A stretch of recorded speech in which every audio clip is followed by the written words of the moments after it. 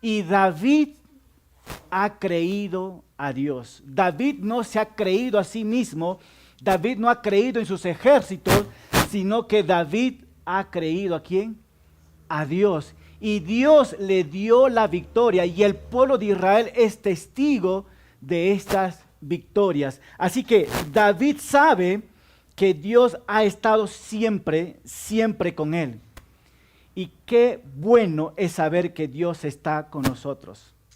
Qué bueno es saber que Dios está con nosotros. ¿Y sabes por qué? Porque esto nos da ¿qué? Confianza. Esto nos da confianza totalmente en Él. Confianza en su poder, confianza en su protección, sabiendo que la victoria le pertenece ¿a quién?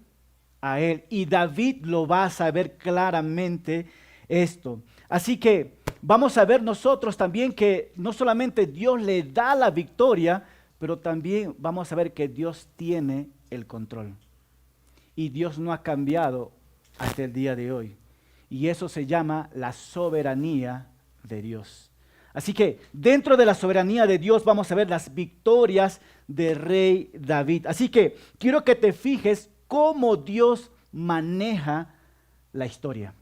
Dios ya había dicho de antemano a David lo que iba a pasar en su futuro y Dios lo está cumpliendo. Así que vamos a estar viendo tres observaciones y quiero que te fijes una vez más cómo Dios maneja la historia. La primera observación es la victoria de David. Vamos a ver victoria, victoria y tras victoria, Dios dándole a David. Luego vamos a estar viendo el liderazgo de David. Cómo David empieza a formar su liderazgo. Vamos a ver nosotros los ministerios que David empieza a formar en su gobierno. Y vamos a ver nosotros que hay dos palabras claves que utiliza en 2 de Samuel capítulo 8, que David gobierna con justicia y equidad. Eso es parte de su gobierno, parte de su liderazgo. Y al final vamos a estar viendo nosotros que Dios tiene el control y que Dios no ha cambiado en nuestros tiempos. Entonces hemos estado cantando hermosas canciones nosotros y ahí nosotros podemos ver que Dios sigue en su trono. Y eso nos debe dar esperanza a nosotros para este mensaje. Así que abra tu Biblia, 2 de Samuel capítulo 8, y vamos a estar viendo en este momento del versículo 1 al versículo 8. Así que vamos a leer y luego oramos y nos metemos de lleno a la enseñanza. 2 de Samuel capítulo 8, versículo 1 nos dice así: tiempo después, David peleó contra los filisteos y los derrotó. Los hizo sus súbditos y los arrebató. Y los arrebató Metet Amá. Peleó también contra los moabitas. ¿Y cómo los derrotó? Hizo que se tendieran en el suelo por medios con un cordel. A los que quedaban dentro de 2 medidas del cordel los mataba, pero dejaba con vida a los que quedaban dentro de 1 medida del cordel. Así los moabitas se convirtieron en sus súbditos y tuvieron que pagarle tributo. Versículo 3. David también derrotó a Ahat, Ezer, hijo de Rehob, rey de Soba, cuando esto iba a recuperar su territorio cerca del río Éufrates. David capturó a 1,700 soldados de caballería y a 20,000 soldados de infantería. A la mayoría de los caballos los desjarretó, pero dejó suficiente para tirar 100 carros. Los sirios llegaron de Damasco en ayuda de Hadad-Ezer, pero David también los derrotó y mató a 22,000 de ellos. Luego puso guarniciones en Siria de Damasco y sometió a los sirios y les impuso tributos. Y por donde quiera que David iba, el Señor lo ayudaba. Versículo 7. A los soldados de Hadad-Ezer que capturó, David les quitó sus escudos de oro y los llevó a Jerusalén. Además, el rey David les quitó gran cantidad de bronce a Betaj y Berotaj, que eran ciudades de Hadad-Ezer. Vamos a estar viendo los primeros 8 versículos. Hay muchos nombres raros ahí, ¿verdad?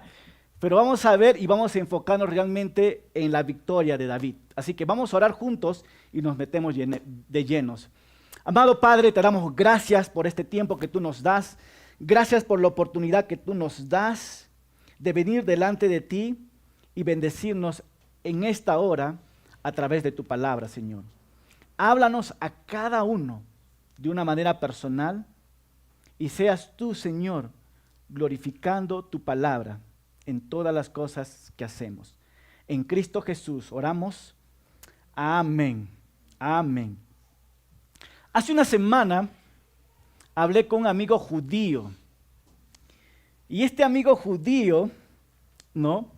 Yo le hice la pregunta sobre el ejército de Israel. Y ustedes pueden ver en las pantallas sobre el ejército de Israel. Y le pregunté, ¿no?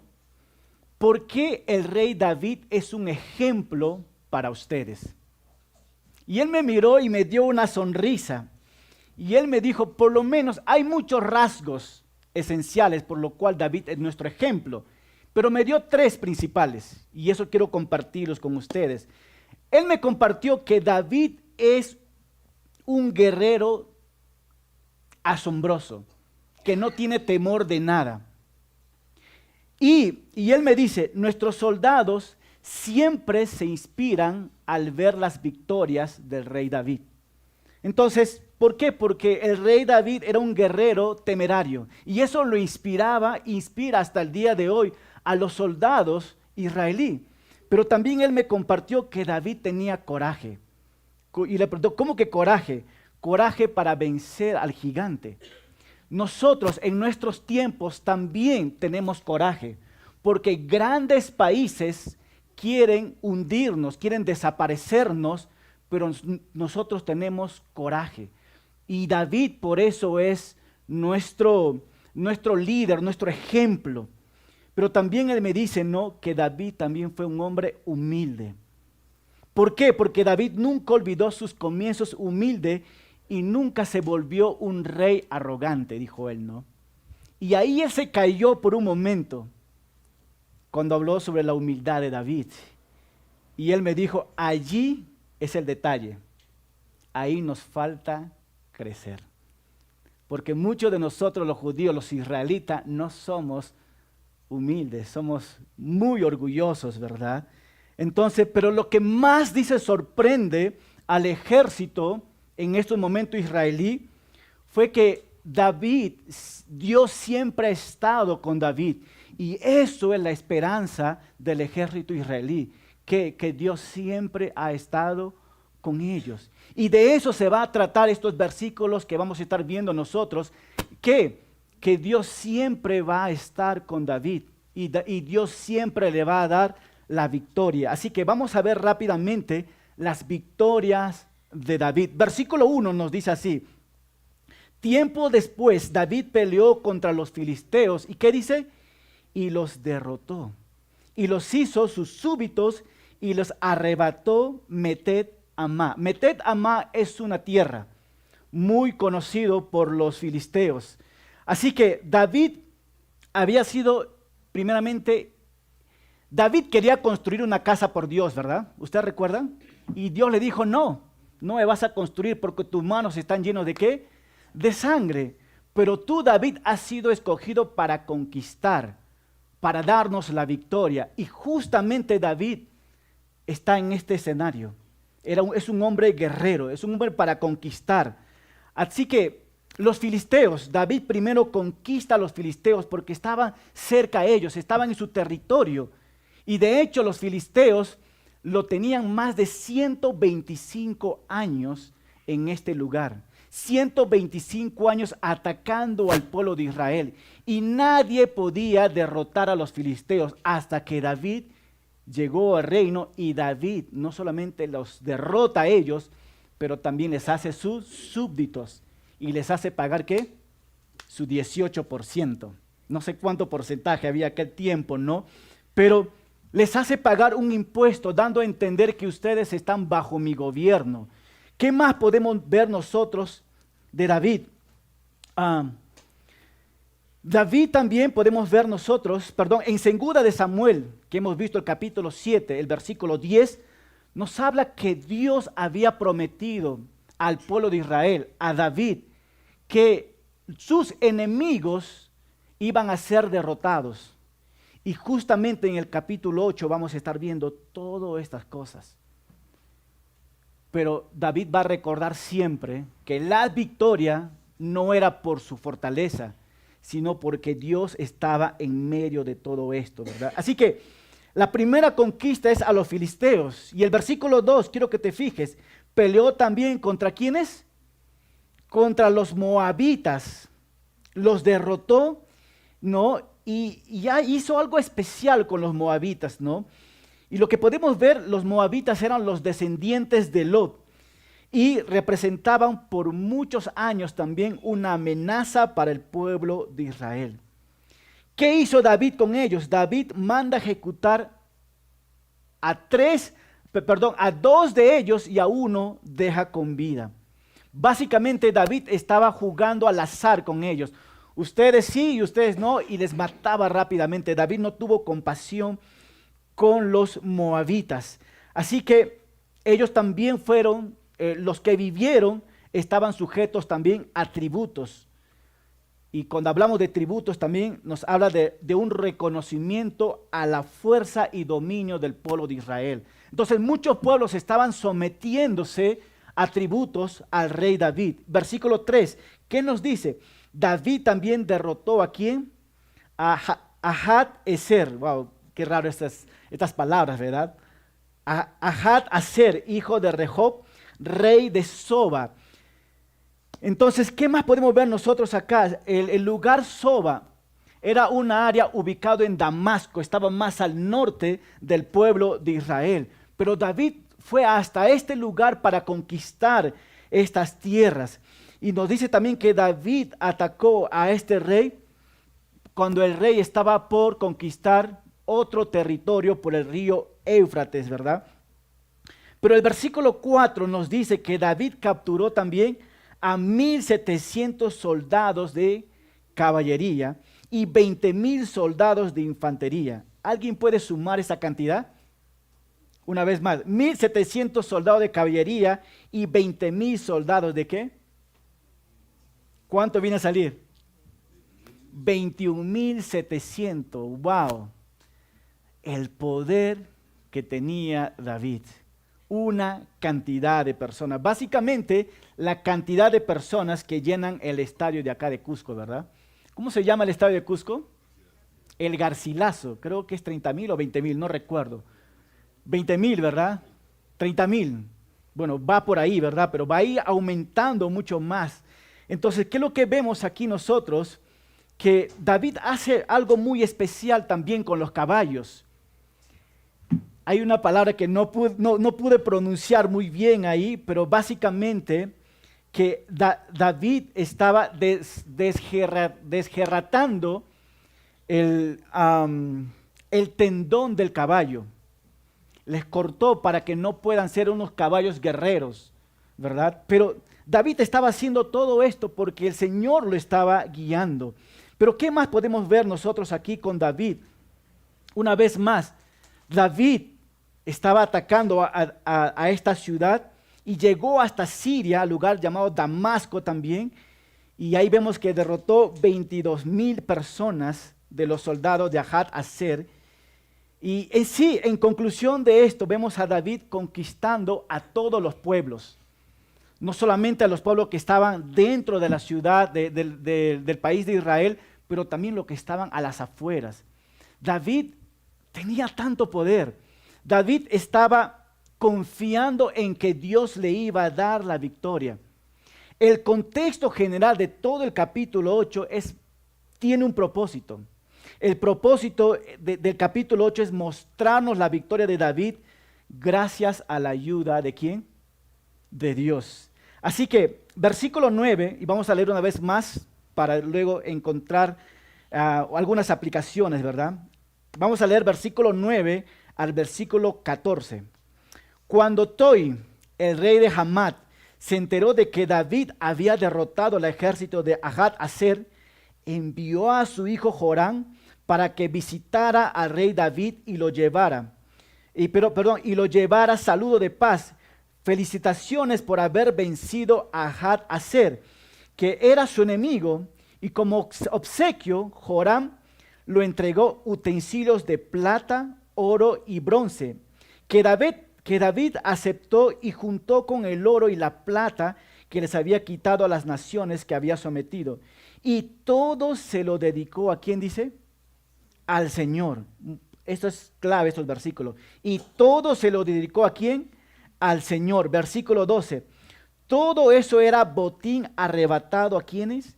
A los sirios, a los moabitas, a los amonitas, a los filisteos y a los amalecitas y a Hadad-Aser, hijo de Rehob, rey de Soba.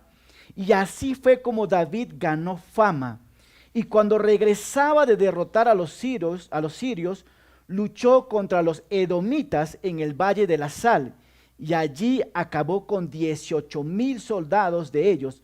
Por todo Edom puso guarnición, y los edomitas se convirtieron en súbditos de David. En todas las batallas, ¿qué dice? El Señor estaba con David y siempre, ¿qué dice? Le daba la victoria. Una vez más, en todas las batallas el Señor estaba con David y siempre le daba la victoria. Wow. Las naciones vecinas vinieron de la mano de Dios hacia David y le trajeron ¿qué? Honra, regalos. ¿Y qué tipo de regalos le trajeron a David? ¿Qué dice? Primeramente, ¿quién trajo los regalos a David? Fue el rey Hamad. ¿Y qué tipo de regalo fue? Era oro y plata, ¿verdad? Una vez más, Hamad era una ciudad importante en Siria, era vecino de David. Y David mantenía una buena relación con estas personas. Una vez más, ¿qué es lo que trajeron ellos? Oro, plata y bronce. Ahora, por un momento, quiero hablar de esto, ¿no? Oro, plata y bronce en aquel tiempo, tanto como la plata y el bronce y el oro dominaban el comercio en esta región. Lo mismo que hoy día, ¿verdad? El que tiene oro, el que tiene plata, domina. Y de hecho en el Medio Oriente significa así también. El que tiene oro y plata, pues domina. Pero el Medio Oriente no solamente tiene oro, plata y bronce, pero también tiene petróleo, ¿verdad? Y ellos tienen pues mucha influencia. Pero David recibió estos regalos, recibió estos ofrecimientos y lo llama honra o lo llama regalo. En nuestros tiempos, quiero aplicar a nuestros tiempos, ¿quién es que apoya a Israel? ¿Ustedes recuerdan? ¿Quién es el que apoya más al pueblo de Israel? ¿Qué país apoya más al pueblo de Israel? Ustedes pueden ver en la pantalla, ¿verdad? ¿Quién es el que apoya más? Estados Unidos. Y tenemos un representante aquí de Estados Unidos, ¿verdad? Estados Unidos es el que apoya más. ¿Y por qué quiero tocar este tema? Porque siempre el pueblo de Israel ha sido bendecido por otras naciones. Siempre ellos han recibido oro, plata, ayuda. Y en nuestros tiempos también no ha cambiado esto. El pueblo de Israel recibe ayuda de los Estados Unidos. Y de hecho, el año 2020 han recibido 3.800 millones de dólares de ayuda de los Estados Unidos. Y no solamente es una ayuda en dinero, pero también un apoyo en armamento. Y de hecho, el pueblo de Israel también con su inteligencia que ellos tienen, han apoyado y siguen apoyando con tecnología, no solamente a Estados Unidos, para el mundo entero también. En el libro de Génesis también nos dice, Dios da una promesa al pueblo de Israel, el que bendice a tu pueblo, ¿qué dice? También será ¿qué? Bendecido este pueblo. Y vemos nosotros que diferentes pueblos han estado bendiciendo al pueblo de Israel, incluso una vez más hasta el día de hoy. ¿A dónde quiero llegar con esto? Es que Dios siempre, siempre va a tener un remanente quien va a estar apoyando a su pueblo. Pero va a haber un momento también que ese pequeño remanente va a dejar de apoyar al pueblo de Israel. Eso habla a los tiempos finales, ¿verdad? En el libro de Apocalipsis. Y la única esperanza del pueblo de Israel solamente va a ser poner su confianza en Dios. Ya no en las personas, ya no en las naciones, sino en Dios. Así que por este momento Dios tiene el control en todo. Así que vemos las victorias de David. Quiero que vean el mapa ahí en las pantallas. Vemos que David ha estado conquistando el norte, el sur, el este y el oeste. Una vez más, pero David reconoce que la fuerza venía ¿de quién? De Dios. Así que David está conquistando a los filisteos, está conquistando a los moabitas, a los sirios, a los edomitas, el sur, norte, este y oeste. David está ahí en acción.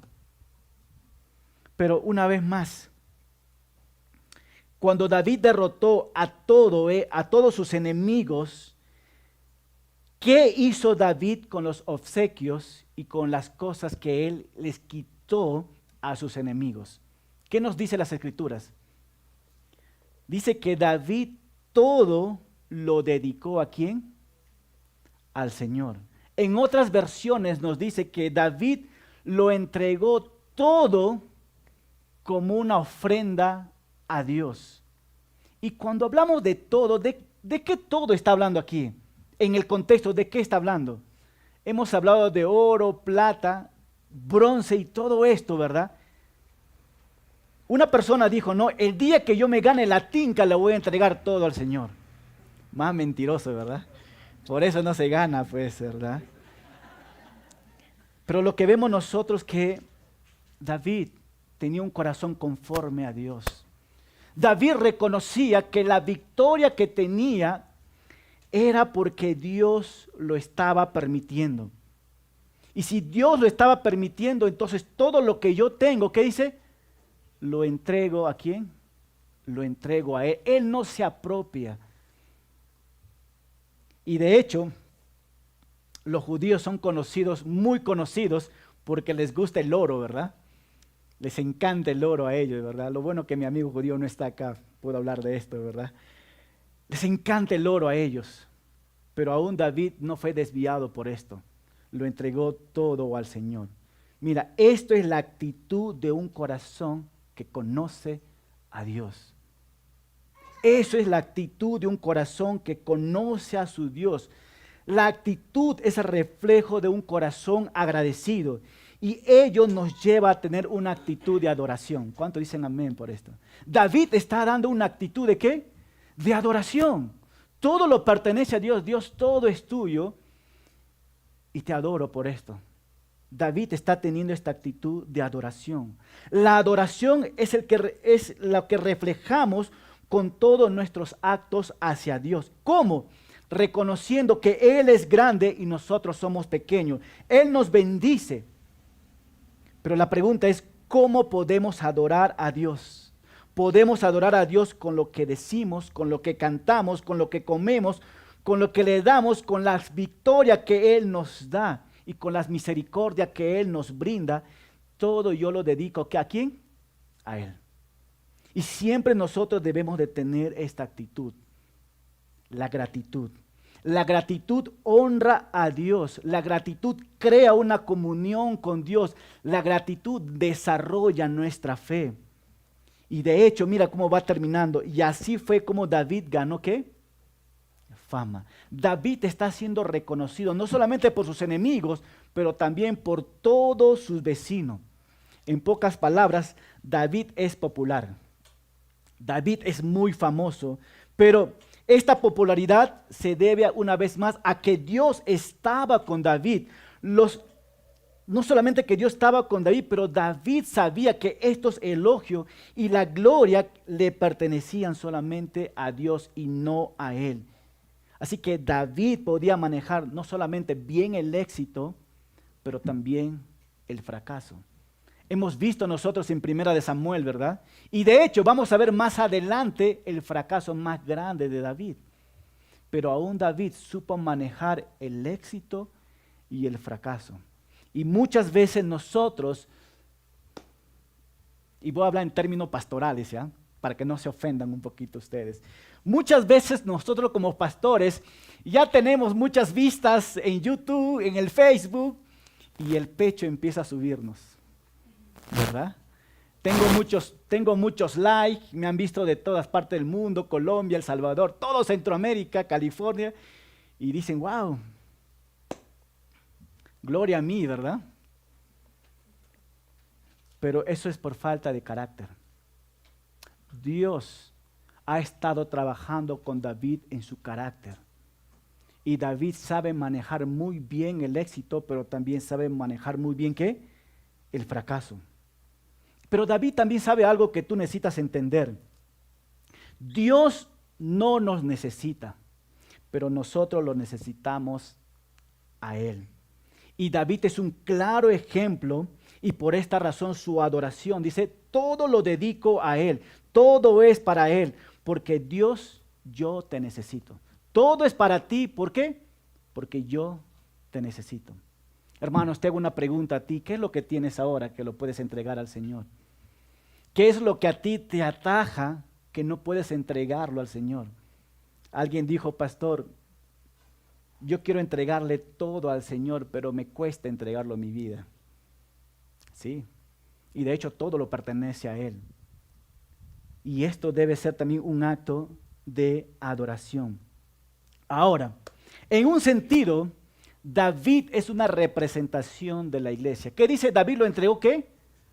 Todo, ¿verdad? En este sentido, la iglesia, todo también lo dedica ¿a quién? Al Cordero inmolado. ¿Y quién es el Cordero inmolado? Puedes leer Apocalipsis capítulo 5, hablando de nuestro Señor Jesucristo, ¿verdad?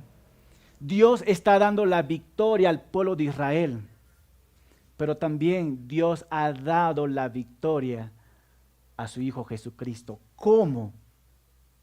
¿Ustedes recuerdan? La victoria máxima. 3 puntos que vamos, y de hecho lo vamos a ver el próximo domingo por Semana Santa, ¿verdad? Dios le dio la victoria a su Hijo sobre la muerte eterna. Dios le dio la victoria a su Hijo sobre Satanás. Dios le dio la victoria a su Hijo ¿sobre qué? Sobre el pecado. Y es importante reconocer también que Dios también siempre ha dado algo a la iglesia. Dios ha dado a Israel, pero Dios también ha dado ¿qué? Algo a su iglesia a través de su Hijo Jesucristo. Su muerte, Satanás sobre el pecado, ¿verdad? Y al saber esta victoria que Jesucristo ha hecho, ¿cuál debería ser nuestra actitud de nosotros? Honrar y glorificar ¿a quién? A Dios por lo que Él ha hecho. Y de hecho, fíjate ahí en Apocalipsis capítulo 5, nosotros vamos a ver, los ángeles son gloriosos, son impresionantes, pero incluso los ángeles se postran y adoran al Cordero. En Apocalipsis 5 tú puedes ver, ¿no? Ellos les sirven, ellos les dan alabanza. Y un pastor dijo una vez, el único ser que le cuesta dar alabanza a Cristo es el ser humano. Y seamos sinceros, muchas veces nos cuesta adorar, nos cuesta alabar a Dios. Pero créame, si tú no lo haces, allá en la presencia en los cielos, hay centenares de ángeles que van a estar alabando a Dios. Y de hecho, en Apocalipsis 5 nos dice que toda raza, ¿no? Va a estar adorando al Cordero inmolado. Y sabiendo esta verdad, tú estás llamado a darle todo a Él, adorarlo a Él. Y la pregunta es, ¿estás listo? ¿Estás listo? ¿Lo estás haciendo? Pastor, yo solamente lo hago los días domingos. No, es de lunes a domingo, 24/7. Todo el tiempo debemos estar adorando a Dios. Así que David, vemos que él lo entrega todo como una señal de adoración, porque a él realmente lo pertenece todo, ¿verdad? Y nosotros como iglesia, ¿A quién debemos de entregar toda la honra y la gloria? A Dios, por lo que ha hecho su Hijo Jesucristo por la iglesia, porque a través de Él tú y yo tenemos entrada a la presencia ¿de quién? Del Padre. Y qué lindo es saber esto, ¿verdad? Pero ahora quiero que nos fijemos en el liderazgo de David. Versículo 15 al versículo 18. El liderazgo. ¿Qué tan importante es el liderazgo? No solamente por la iglesia, pero también en tu familia, en tu hogar. Pero no solamente en tu familia, en tu hogar, pero también en tu trabajo. Entonces, el liderazgo realmente es importante, la influencia. ¿Ok? Vamos a ver qué tanto ha influido David en su pueblo. Versículo 15. David reinó sobre todo Israel. ¿Y cómo reinó? Impartiendo justicia y ¿qué más? Y equidad entre su pueblo. Joab, hijo de Zeruya, era el general de su ejército. Y Josafat, hijo de Ahilud, era su cronista. Sadoc, hijo de Ahitob, y Ahimelet, hijo de Abiatar, eran sacerdotes. Serías era un secretario personal. Benaías, hijo de Joyada, estaba al mando de los cretenses y casi digo peloteros, pero no son peloteros, ¿verdad? Son peleteos. Y los hijos de David eran ¿qué? Los sacerdotes. Wow. ¿Qué es lo que vemos aquí nosotros? Lo que vemos aquí nosotros es cómo David gozaba de las victorias, pero también era muy cuidadoso David con las personas que iban a ser parte de su reinado. ¿Qué es lo que más podemos ver también aquí? Vemos acá personas claves en el gobierno de David. Ningún gran gobernante triunfa solo. ¿Necesita de qué? De un equipo. David no trabaja solo. ¿Él tiene qué? Él tiene un equipo. Y de hecho, David tenía su propio equipo ministerial. ¿Quiere saber cuál es su equipo ministerial? Tenía el ministerio del interior. ¿Quién era a cargo del ministerio de interior? Del cuidado militar. ¿No dice? Joab, su general. No, él estaba a cargo del ejército militar. Tenemos también el ministerio de los exteriores, que estaba Josafat, el cronista. Ese cronista habla que era un secretario del Estado y de hecho él escribía como su secretario, informaba todo y hacía firmar a cada uno de ellos los contratos, ¿verdad? Pero también tenía el ministerio sacerdotal. Y sabemos que los levitas estaban a cargo de esto también, ¿verdad? Entonces David, ¿qué es lo que vemos nosotros? Tenía su propio equipo ministerial, ¿verdad? Y la pregunta para nosotros es, ¿cómo era el gobierno de David según las Escrituras? ¿Cómo estaba gobernando él? Nos dice con justicia y equidad. ¿Cuánto necesita el mundo entero y los presidentes gobernar con qué? Con justicia y equidad. ¿Qué significa esto? Justicia y equidad. Ser justo, ser un gobernante justo, ser un gobernante recto. Y de hecho, nosotros podemos ver, ¿no?, que David daba a cada uno lo que le correspondía. David era un rey justo y de hecho lo amaban, el pueblo amaba muchísimo a David porque estaba liderando muy bien.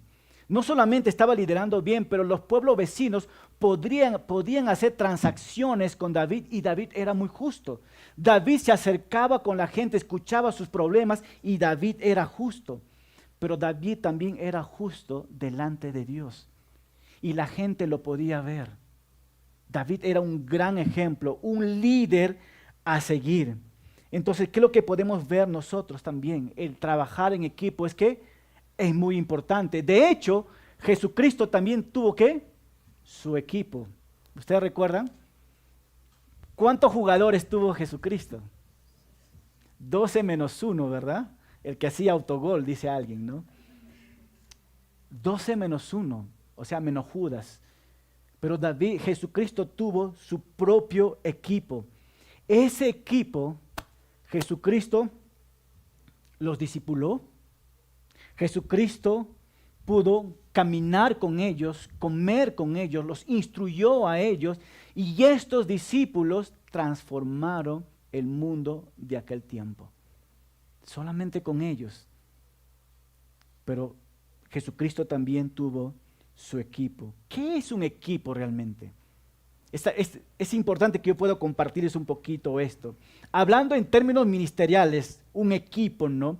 Es un grupo de personas con dones espirituales, un grupo de personas con talentos que están comprometidos por algunas metas, pero estas metas están conectadas con el propósito de Dios. Y estas metas, todos están trabajando en unidad.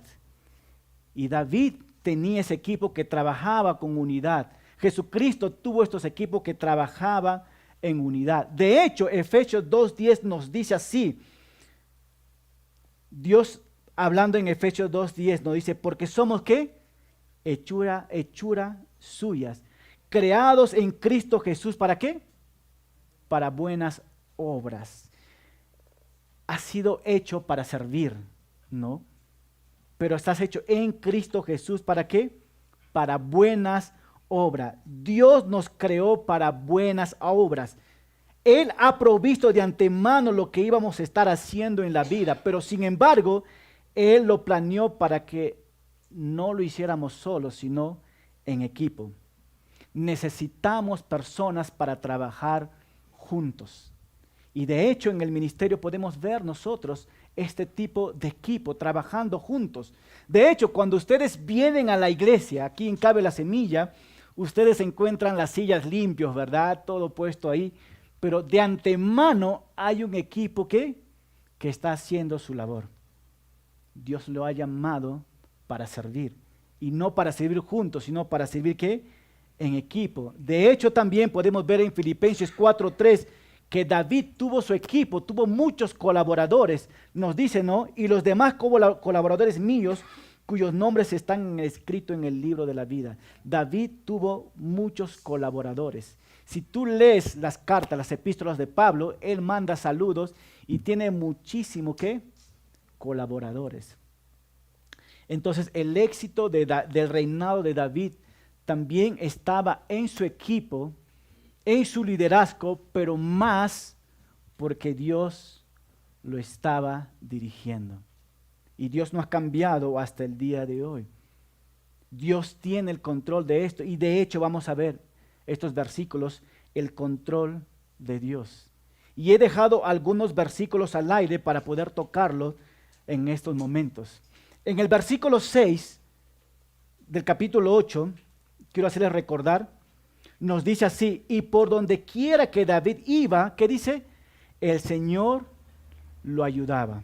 El versículo 14 nos dice, en todas las batallas el Señor estaba con David y siempre, ¿qué dice?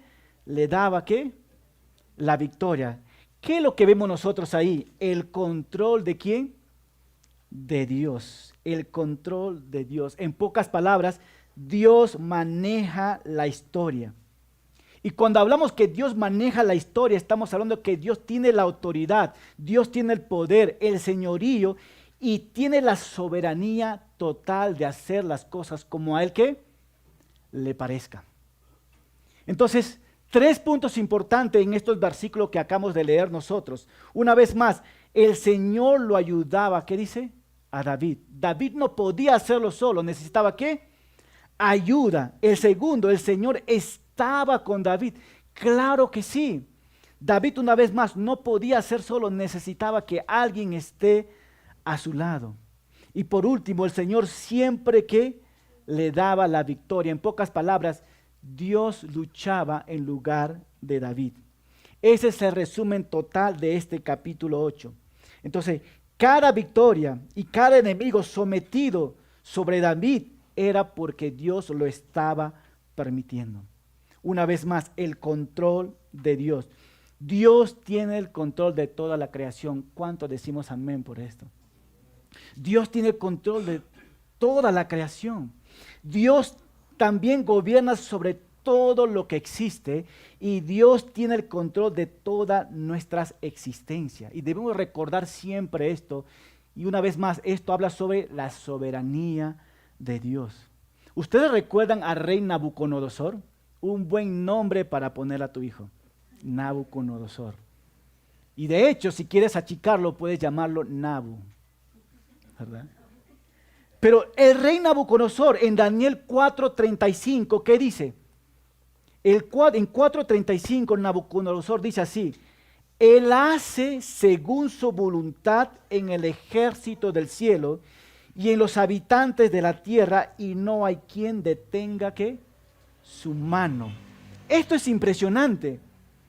Esto es impresionante realmente.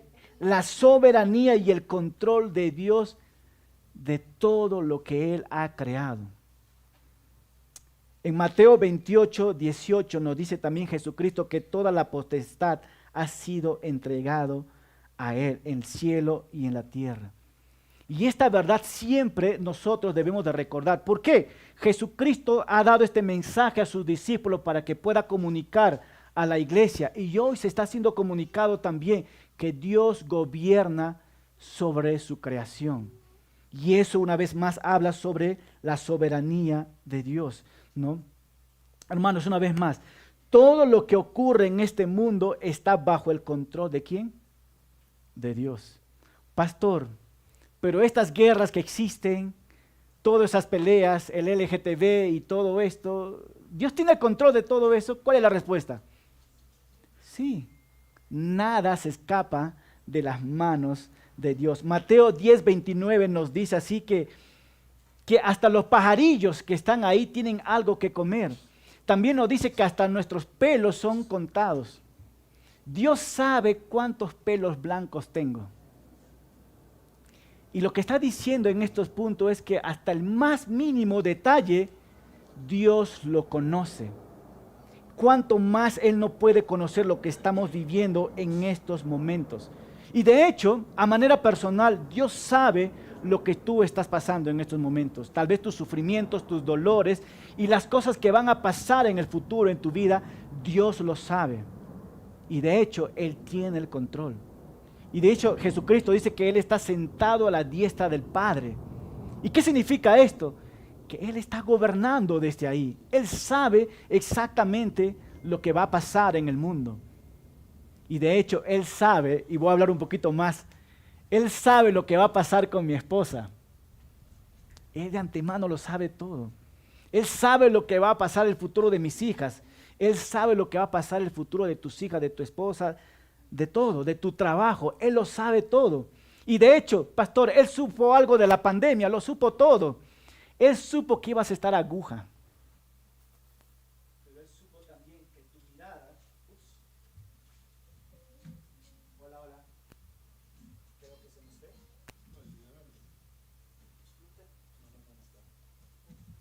Bueno, vamos a seguir. Estamos por cerrar aquí. De hecho, Dios sabe exactamente lo que va a pasar en tu vida. Y si yo sé que Dios sabe lo que va a pasar en toda mi vida, yo necesito poner mi confianza en ¿quién? En Él. Yo necesito una vez más poner mi confianza en Él.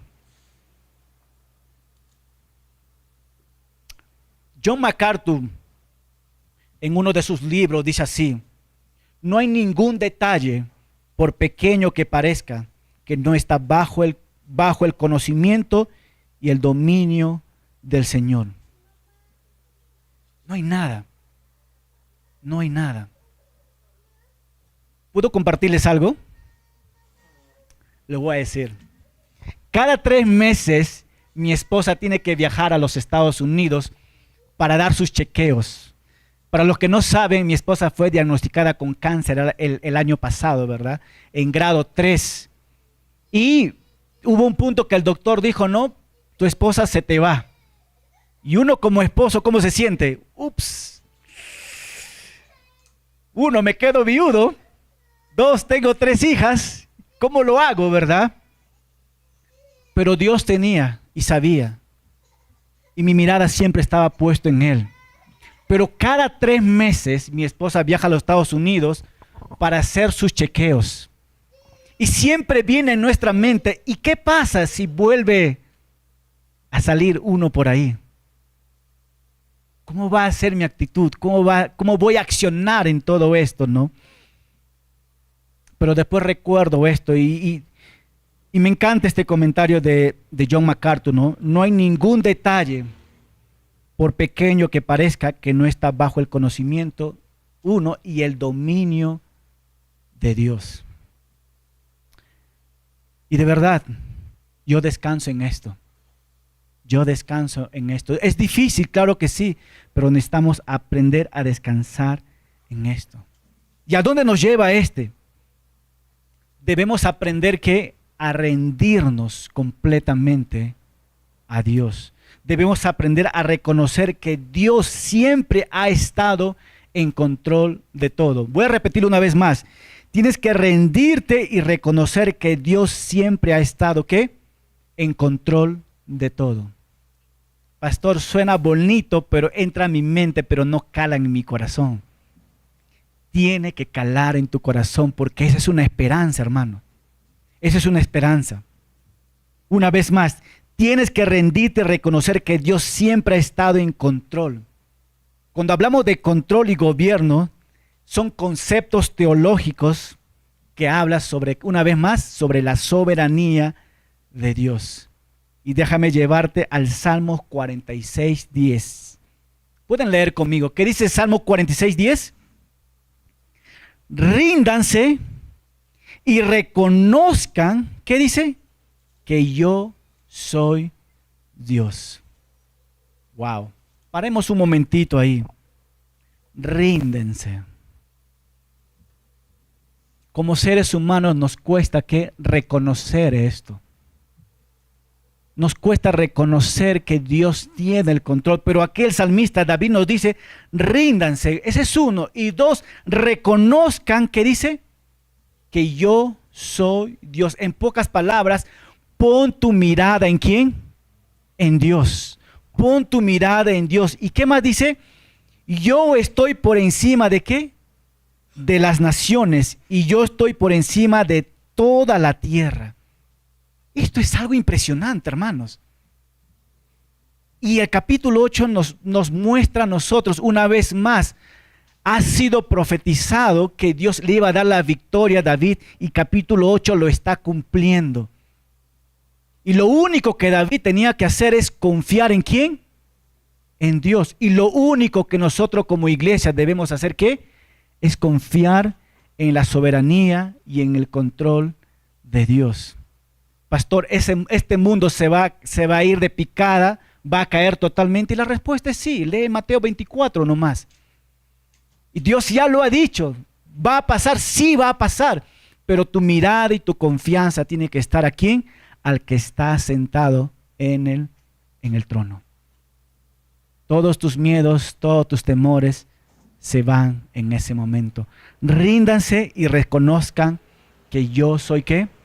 Soy Dios. La victoria que Dios le ha dado a David es porque Dios una vez más lo ha permitido. Pero Dios también nos ha dado algo victorioso para la iglesia. Su Hijo Jesucristo, la obra que Él ha hecho, ¿verdad? En la muerte, en la cruz, venció la muerte, venció a Satanás y venció al pecado. Y eso vamos a estar viendo el día domingo, la resurrección de nuestro Señor Jesucristo. Y es algo impresionante, hermanos, cada vez que yo pienso en la soberanía de Dios. Yo una vez estaba pensando, tomando café, y en un minuto quiero terminarlo. Estaba tomando café aquí nomás abajo en La Arapa, y estaba pensando, Dios, de verdad, cuando estaba en Costa Rica, abriste una puerta gigante para plantar iglesia por todo Centroamérica, pero ¿cómo es tú, Dios, que tú gobiernas, que tienes el control, que tienes el dominio, me trajiste a Cusco?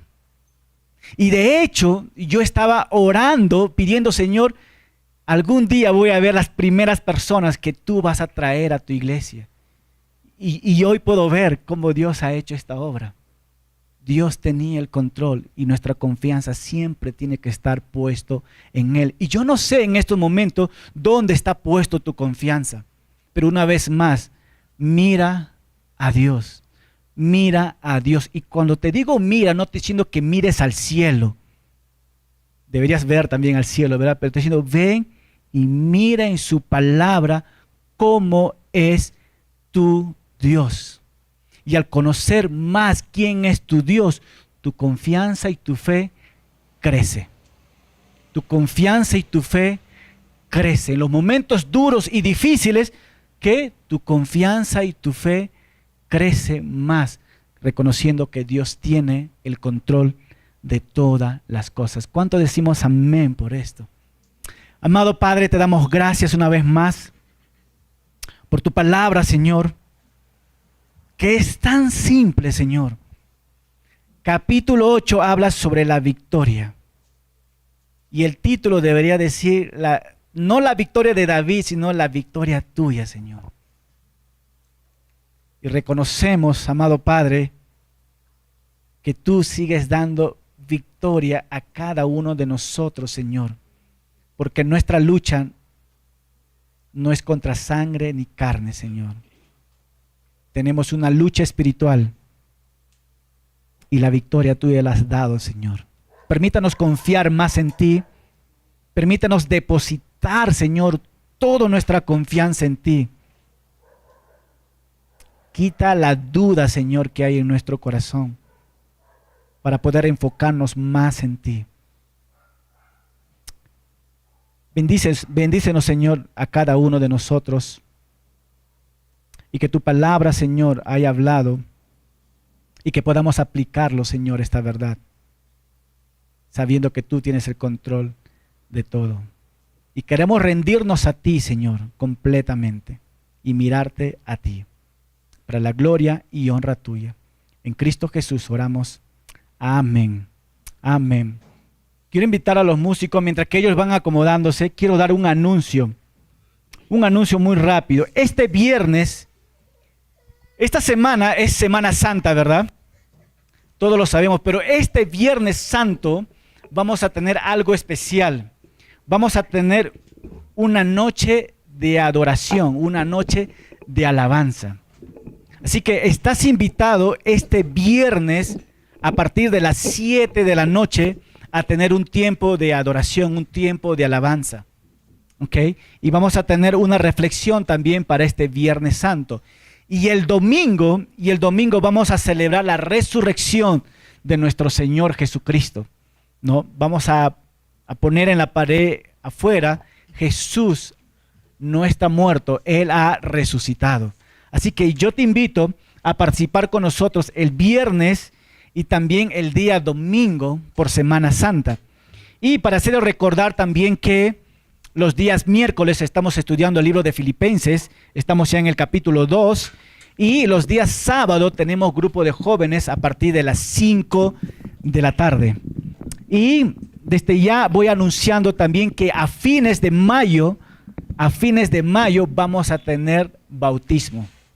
Así que vamos a estar anunciando cada domingo y vamos a empezar a dar más instrucciones de cómo y dónde va a ser el bautismo.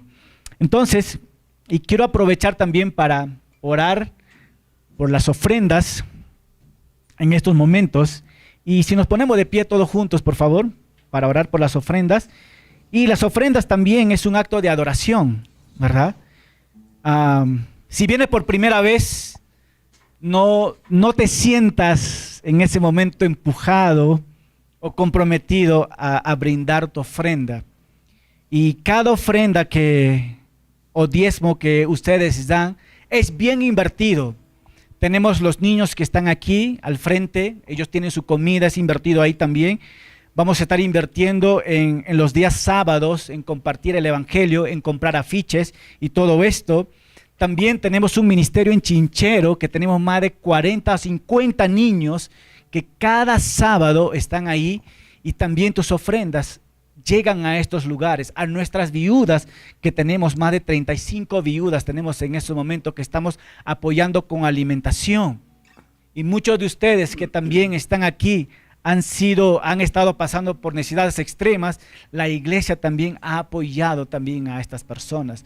Entonces, los diezmos y las ofrendas son bien invertidos para extender el reino de Dios. Entonces, quiero que en estos momentos, antes de entrar a la oración, que seas tú y el Señor, tu ofrenda, tus diezmos, tú y el Señor. Entonces, alguien va a estar pasando. Y una vez más, no te sientas comprometido, ¿ok? Entonces vamos a orar por los diezmos y las ofrendas. Amado Padre, reconocemos que el oro y la plata y nuestros dinero te pertenece, Señor. Solamente somos administradores tuyos y debemos de reconocer en nuestra administración si todo está el enfoque en nosotros y nada en ti. Señor, perdónanos. Que en nuestra administración, que también esté nuestras ofrendas para extender tu obra, Señor. Tu palabra nos dice que no hagas nada por obligación, sino con un corazón que te pueda agradar. Señor, genera este corazón en nosotros de generosidad, de poder dar para tu obra, Señor. Y quita, Señor, de nosotros la tacañería, de solamente pensar en nosotros y no pensar en tu reino. Y eso nos lleva, Señor, a la mujer viuda que dio todo y te llamó la atención a ti, Señor Jesucristo. Pero lo más importante aquí, Señor, es nuestro corazón. Nada hagamos por obligación. Así que, Señor, reciba esta ofrenda, este diezmo para ti, amado Padre. En tu nombre, Jesucristo, oramos. Amén.